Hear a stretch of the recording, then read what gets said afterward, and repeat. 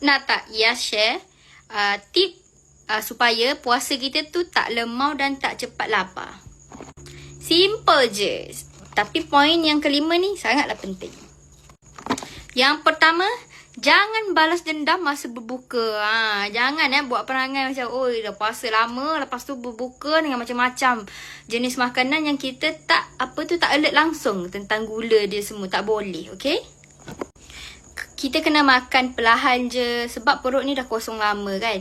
Jadi, kalau sumbat banyak, memang esok puasa tu akan jadi cepat letih. Yang kedua, sahur wajib ada protein. Contohnya macam telur, ayam, ikan. Sebabnya protein ni bagi perut ni lagi tahan kenyang daripada kita ambil karbohidrat. Karbohidrat macam apa? Nasi lah. Nasi yang kalau orang Melayu biasanya sahur mestilah nasi kan. Banyak makan nasi banyak-banyak supaya esok tahan. Sebenarnya konsep awak tu salah. Sebenarnya awak kena ambil protein yang banyak untuk bagi tahan lagi lama kenyang. Gitu. Yang seterusnya, kena tambah serat dalam pengambilan makanan kita tu. Contohnya timun, sayur ataupun oat. Serat ni buatkan kita jadi lagi lambat lapar dan juga boleh stabilkan gula.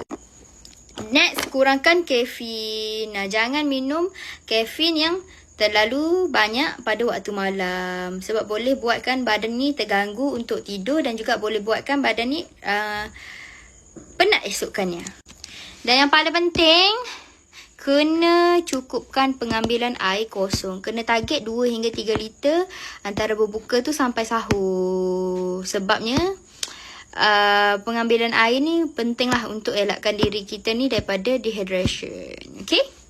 Selain tu, waktu tidur yang cukup juga. Kena adjust lah waktu tidur tu untuk tidur cukup sepanjang kita berpuasa. Okay? Tapi jangan terlebih tidur pula. Okay? Jangan terlebih tidur. Nanti kau puasa apa?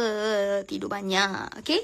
Ingat, saya itu seni bukan sekadar rutin sama puasa. Bye-bye.